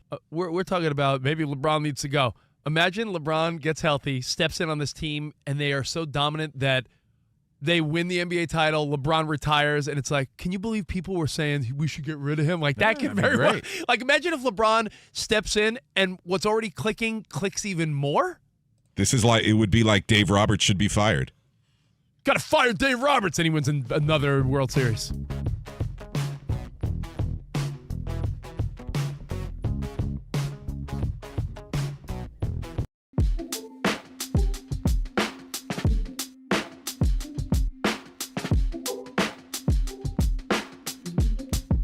Stirring it up, Bob Marley style. Thursday Night Football. What's the deal? Covino and Rich on Fox Sports Radio. Yo, I got one more. We're talking about failed experiments in sports. Before we get into Shaq Diesel trivia, can I hit you up with the White Sox uniforms where they wore shorts and collars? Oh, that's the best, yeah. That's a good one. I like that. Those weak-ass shorts that they had. We're you can't live. Look cool. You can't look cool wearing that. It's so memorable, though, you could actually say it worked. Yeah, maybe so, right? You could say, there was a lot of moves in sports that seemed like experiments. Like, I don't know, I felt like even like the Yankees with Jabba Chamberlain, I thought that was like a failed experiment. Karl Malone to the Lakers. Karl Malone. Yeah, you know what I mean? Because they built all the Jabba rules around the guy, and he never really panned out to be what everyone thought he was going to be. Like, there's so many thoughts I have about failed experiments in sports. If you want to chime in, hit us up at Covino and Rich at Fox Sports Radio on social media. We're live from the Fox Sports Radio studios, and for over 40 years, Tire Rack has been helping customers find the right tires for how, what, and where they drive. Shipped fast and free by free road, backed by free road hazard protection with convenient installation options like mobile tire installation. TireRack.com, the way tire buying should be. I saw the big man in the hallway. Yeah. I don't want to make him wait. It's time. Whenever we say not to name drop, that means we're about to name drop. I'll name drop. Oh, my goodness. Not only are CNR friends with Tyson and Mahomes, hey, man, they're also buddies with the big Aristotle. Hey, what's up? It's Big Shaq Diesel, a.k.a. Shaq Fu, a.k.a. Shaq Daddy, a.k.a. the Big Aristotle. Guess what? It's time to win some CNR prizes. Time for some basketball trivia. Shaq Diesel basketball trivia. What'd he say? I used to break bad boys, now I'm breaking records for FSR Radio. Shaq Diesel basketball trivia. All right, FSR Security walking our broke Shaq Fu into the main studio. Bro, Hi, Shaq. I know you guys are thinking Reebok Pump. Reebok Pump failed experiment, but how about that fool Michael Jordan when he thought he was going to play baseball? How about you on the Celtics? No, how about Michael Jordan playing baseball? Failed experiment. All right. It's good to have you back in, and for the first time this NBA season. That's right. All right, let's meet the contestants. 11-time winner Rich Davis, live from Texas. Hey, Shaq, I see a lot of Wemby stuff at the sporting goods stores here in San Antonio. Is he the next best big man like you? Is he going to be Shaq level or what? I say it all the time. We've seen it before. Bowl. Four-time winner Spotty Boy. And Hi, how's it going? 14-time winner Dan Byer, right over there. Hello. My best ever. Going to the studio line, see who's playing for CNR Nerf football. All right, Byer, I'll use you for this.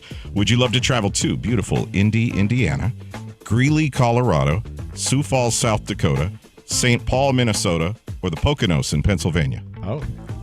Yeah, let's go to the Poconos. Second straight day I've gone with the last city, but let's go to the Poconos. Poconos. Beach Boys sing about that? Yes. No, the Beach Boys is not singing about the Poconos. Kokomo. Is that in the Caribbean? That's Nick in Pennsylvania. What up, Nick? How you guys doing? Thanks for letting me out. Yeah. Hey, no problem, Nick. What do you do for a living there in Penn? That's right. I'm actually a travel bartender. I do spring and summer on cruise ships, and winter and fall in the Poconos. Oh, wow. I mean, listen, Danny G and Dan Byer might not know this. I know Spot and Covino do. Parents on the East Coast, the Poconos is like their sexy weekend away. Yeah. It really was. It was like it's like that weekend. It's weird. I'm going to go there this weekend. Can I give you one piece of advice? Yeah. Is that I get a lot of guys from the city, older guys, bringing up women they're definitely cheating, and they fit very well. That's why I do this. But I think the girls think the Poconos that they're going to like Cancun, and they're up in this little town in Vermont. No, that's where I do my sexy time. I sit in that champagne glass. The champagne glass. They're poking their nose where they shouldn't be. You know what they say. Oh, boy. Poking hose, All right. Poking hose in the Poconos. Here are the rules for Shaq Diesel trivia. The first contestant with 2 correct answers is the champion. If there's a tie, we do have a tiebreaker question. Your name is your buzzer, but you got to wait until all 3 possible answers are read. If there's 2 wrong answers in a row, we move on to the next question. Are you ready?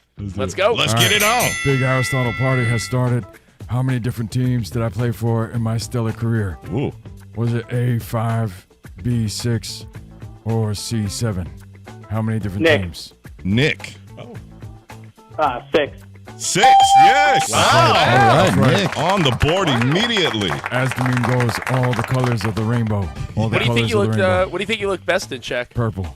Yeah. That's right. That's right. Grimace. And do you have actually I look good in everything. Do you have every jersey hanging in your mansion? Everyone. The Magic, Lakers, Heat, Suns, Cavs, and Celtics. All right, let's go to round 2. Nick is halfway to a CNR prize. All right, round 2. He was great, but I'm the greatest. What was the Wizards' winning percentage during each of Michael Jordan's seasons with the club? A, 397, B, 451, or C, 502? Nick, Oh, Nick trying to Wow. 397. sweep. No. Rich. Rich for the steal. I feel like they were slightly under 500, so I'll go B, 451. You are correct, sir. That's There right. you go. Rich on the board. All right, good job, Thanks, Rich. Rich. All right, Nick and Rich with a round as we go to the third round. Round 3. What was I once quoted saying about motivation? A, the only person who really motivate is you. Did I say that? The I don't think you said it right. The only person who you can really motivate you is you. Yeah. Or something like that. B, I'm confused. my dad could motivate me by shooting a quick look of disapproval. Or C, Charles is motivated to come into the new TV studio because they've been putting out trays of Krispy Kreme. Krispy Kreme. Nick, Nick for the win. B. C? No. B? Did he say B? He said B. B. B is incorrect. I'm sorry. Dan. Buyer for the steal. It's got to be A, right? Yeah. Okay. Shaq can read the board correctly. The only definitely person C. who can really motivate you is you. Right. The only person who can really motivate you is you. Yes, that's right. Wow, that's Shaq. just prolific. That's very deep. I got to ask, being down here in San Antonio for a couple days, Shaq, I got do you that feel, quote from Magic Johnson, by the way.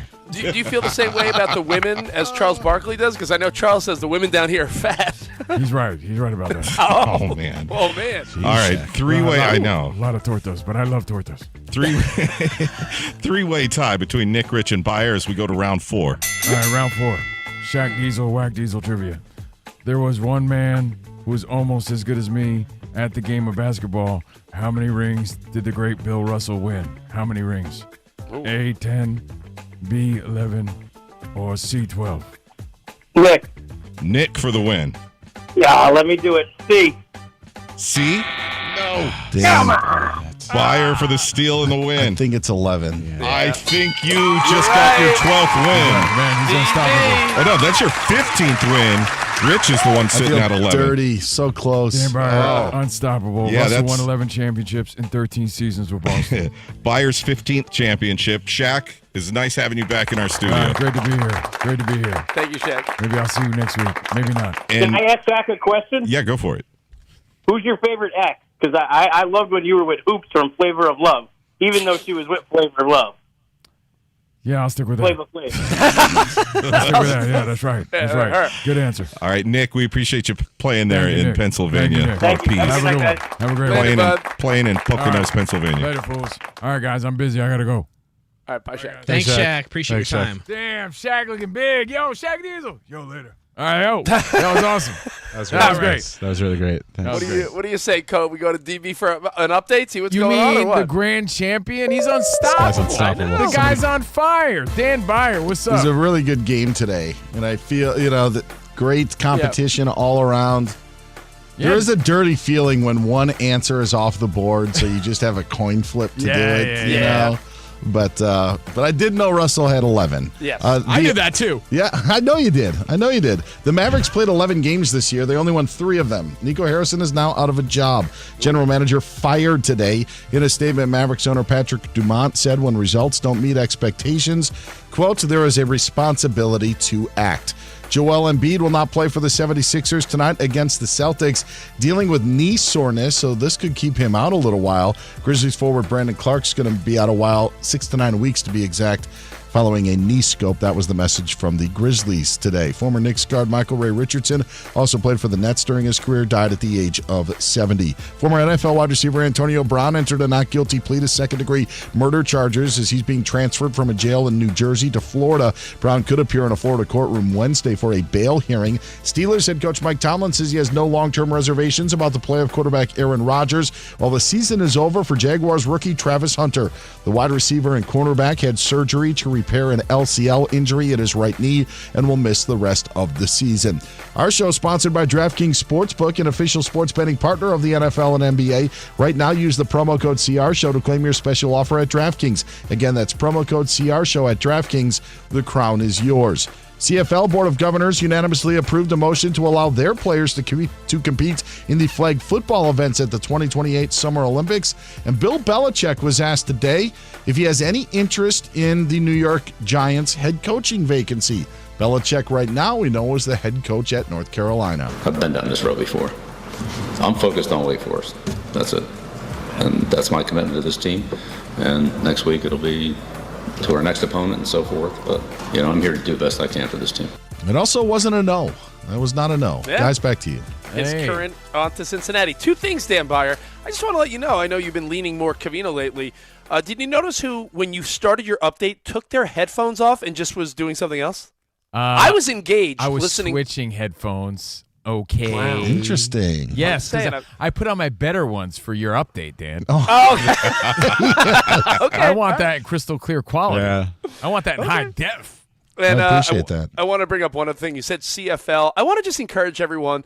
Covino, I'm pretty sure you watched the John Candy documentary. Of course I did. Yeah, it's called I Like Me. I I Me. like that. It's on Amazon Prime. Because you gotta like you, and he really did. He liked him. It He liked really himself. was a beautiful documentary. But I'll be honest, as a young boy, I didn't know what involvement he had with the Argonauts and Canadian football. Like did you know that? Like, were you that aware that John Candy was so involved? No, but he looks like John Madden out there on the field, doesn't he? I know he did. Right? So, if you need something to watch, John Candy. I think we forget how legendary and what a monstrous part of our childhood he was. So if you need a documentary to watch, and they talk about his journey into sports and what a big football fan he was as well. So John Candy, I Like Me on Amazon Prime.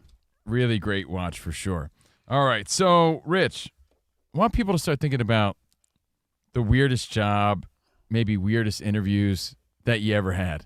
Weirdest job, weirdest interviews, because there's a listing. There's a listing out there that's kind of weird. But you got to be fast. You got to be fast to get this job. You got to be able to sprint. We'll tell you. But think about your weirdest jobs and your weirdest interviews, and we're going to take your phone calls right here on the Covino and Rich Show, live from the Fox Sports Radio studios.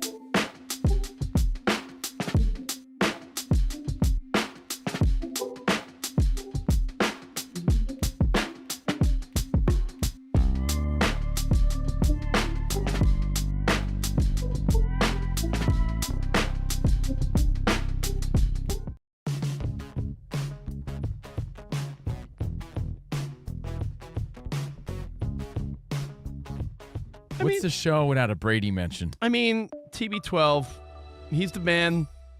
Can't deny it. But he pulled a move that I'm torn on. This is a Pet Sematary I move. feel like while we talk about it, I'm going to work out how I really feel because I've found myself going back and forth on this one because I have a dog. You have a dog. Danny, you guys got a pet? Yeah, a cat and a dog. Hey, yo, Derek. Mookie with Mookie. Mookie Betts, he's my dog. Hey, Derek. Thanks, Poppy. Hey, my dog. You my dog. I was saying, you got a pet? I feel like you got a ferret. Do you have a We ferret? talked about this. He shares a custody of a pet with his ex. I have a remember? rent-a-doggy, but I would very much like to keep him around forever. We all love our pets. If you're a pet owner, of course you love your pet. In fact, my dog is very old and unfortunately will not be around for much longer, and I know that. Will Smith is my dog. So I just It know that breaks my heart because I know your dog so well. Yeah, and it's like and I love her. It's a bummer. I have a 12-and-a-half-year-old French bulldog. That's the equivalent of a 100-year-old person. So I know that my wife and I say, come on, let's get one more Christmas. Like, it's an old dog. She still plays, though. She was playing with her toys when I was over at your house. She loves life still. She also fell off the couch and almost died. Yeah, she fell off the couch and almost elderly related, yeah. Like an old person falling. We just had a friend, one of the kids at school, their best friend, lost their dog last week. And when you realize your dog is not going to be around forever, do you pull the Tom Brady if you have the money? I looked this up. They're saying this is like a $50,000 to $100,000 starting point. Well, you know what I'm not buying here? If you listen closely to Isaac Lowenkron's news alert, his news update, which you never do, Rich, because you're too busy babbling yourself, he said something along the lines of Tom Brady paid $100,000 to clone his dog, but he's partners in this company, this biotech lab facility. And he doesn't exactly have a great track record when it comes to investments, FTX crypto. Yeah, but if you're a partner in his company, you really think he paid $100,000? He didn't get the company discount, or is this just good promo? If you're part of this company, you're not saying, hey, Tom, we'll do it for free. Just tell everybody about it. Tom Brady paid diddly squat to get this done, and you heard it from me. There's no way he paid $100,000. That way, like, any pet lover's like, wait a minute, Tom Brady did what? That's just what it costs, and they want everyone to know. If you How can want I done, do it? This is how much it costs. Well, even Tom Brady paid. He's in the company. He paid nothing. Well, I'll tell you what, towards the end of a dog's life, the vet bills might as well add up to that. So let me ask you, would you clone your pet? Covino, you've never really been that much of a pet lover, and then you got your dog Theo. Every day when you're sitting there watching the Yankees game or Love is Blind or whatever dumb stuff you're watching, your dog's sitting there with you. That's right. You told me it's the first pet you've actually really appreciated. It's my dog. Well, I do have a dog, and I guarantee you my girlfriend would want to clone him. She loves him that much. And don't you think that part of the enjoyment of loving animals and having a lot of pets is they all have their own, personalities? Right. Why would you want the next pet to be so much like the last pet you had? I get it because you love that dog so much. Yeah, I'm but wouldn't it be maybe creepy if it's just kind of like your last dog? But here's my question. Isn't there something beautiful about having a pet? And as the old saying goes, they're just a little part of your life, but you're their whole life, which is really sentimental and corny and loving when you think about it, right? Like you're their whole life, but they are just a fun little chapter of yours. Your dog lives 10, 12, 15 years. Isn't there something to be said about that's a beautiful chapter that you close the book on, and then you get a different puppy. And, remember when we had a little poodle? Now we got a golden retriever. Now we got a French bulldog. You may have multiple pets throughout your life. To carbon copy your pet just seems like you're living in the past. Like there's a party that's like, time to move on, weirdo. Where does this stop? Yeah, I made up my mind. Are you going to clone grandma just because you loved her? Like, where does this go? And she may not come back as grandma. She'd have to live the exact life that your grandma lived. She'd just be a carbon copy with a different personality. I told you, I would find my way once we talked about it. Now, it's like, we always say you watch a fight, you don't know who you're rooting for. Then the minute the fight starts, you realize who you're rooting for. I was like, that's sort of cool. The more I'm thinking about it, chapters of life, who your neighbors are, what apartment or house you lived in, what job you had, what car you drive. That would be like saying, I'm going to have the same exact car, same color, same model over and over and over and over and every time your lease is up or every 5 to 10 years, I'm going to get the same exact car. You have to mix up life.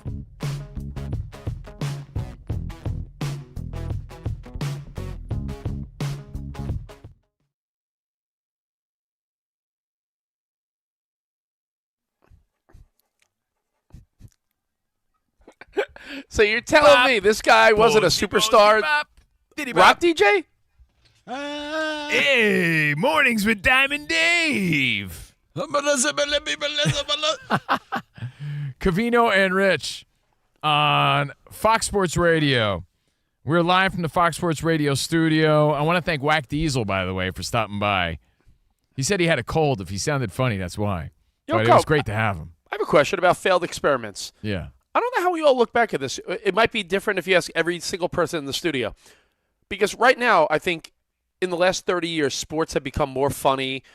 I'll be honest, like light shows like ours, McAfee's, doing big things over. Can I make something clear, though, Rich? Yeah. This has always been our brand. This is always what we've done for over 20 years. It just somehow now fits into the way our culture has gone a little bit. Oh, yeah. I mean, we didn't adjust to fit in. We started by doing like a guy lifestyle show, and then we found the sports world. But I feel like McAfee, Barstool, what we do, I just feel like there's a lot of light shows.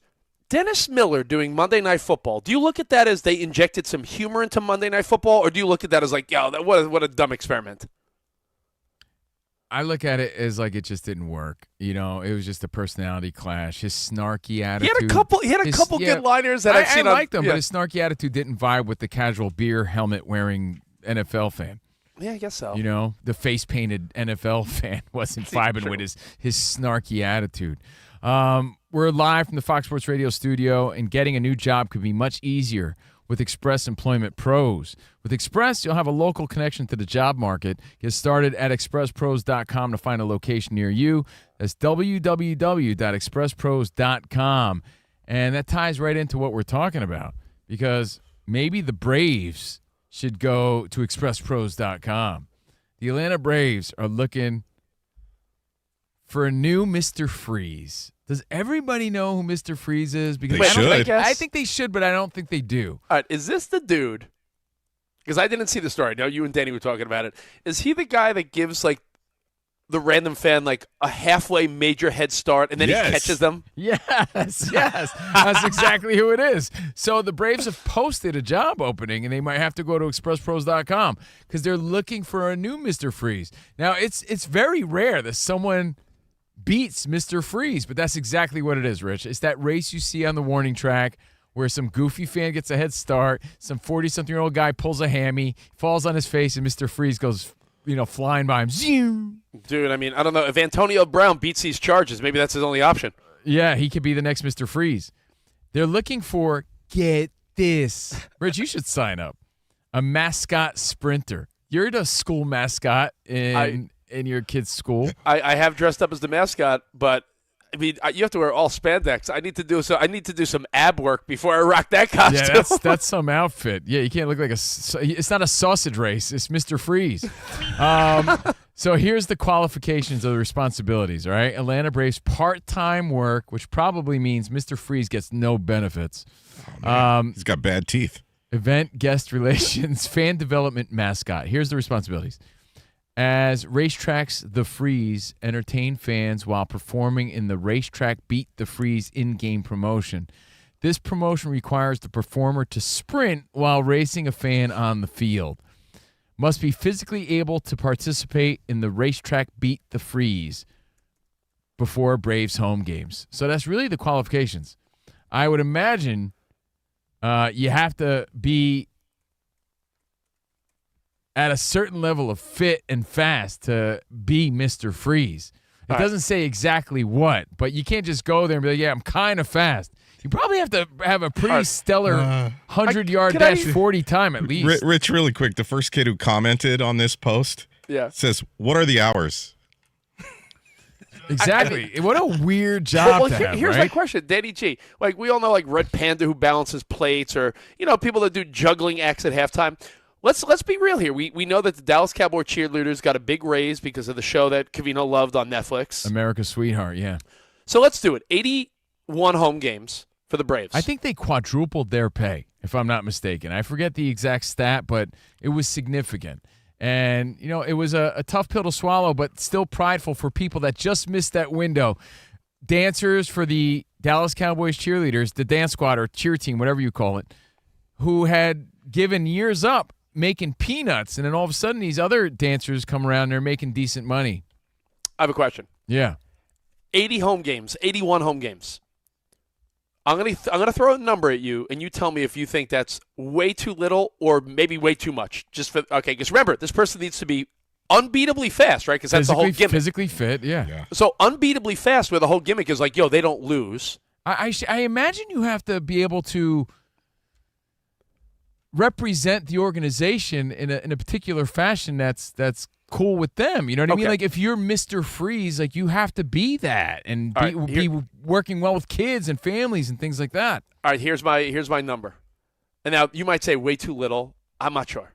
Right. You may say way too much because he's doing one race a night, yeah, essentially, part-time, right? And you get all this coverage on Sports Center and everything else. If they pay him $250 a game, that's $20,000 for the baseball season. Is that way too little? Man, I was thinking less than that. One race, that's it. But again, what are you going to get? What are you going to time. give him? What are you going to give him? $20? No, you're probably right. It's probably like $250. So let's say they pay him $250. Maybe even $300. It was $300 times 80. I'd pay more than that. $24,000. You have to make yourself available for all these games and like at different times, and you can't have another job that's like because you have to part time into the stadium. It's I know, part-time. I know, but it just feels like it's a job that you really have to slice out a chunk of time for. Right. So if you want to do $50,000. If you want to do $50,000, Cove, divided by 80. Let's say 80 games because you miss one, right? Mm-hmm. That's $625 a game. You think they're going to pay some dude $625 a game to run a race in between half an inning? For one race, if you're a guy with some speed, that's a good gig.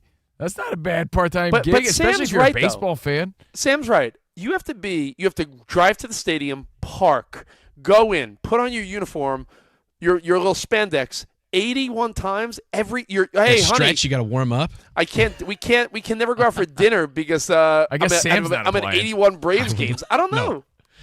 Honestly, Sam and Danny G, throw a number. What do you think's a fair number for Mr. Freeze? I'd say anywhere 300 to 500 an appeance. Is that Rich, the how window? much Maybe do you that is get too paid? much. How Maybe much that is too much. How much does Rich get paid to be Mr. Cheese? All right, all right, let me ask you. You go to Is it that why you're at the sausage fest? You go to and everybody, make some noise for Mr. Cheese. So I love Mr. Cheese. Oh, Mr. Cheese is here. Oh.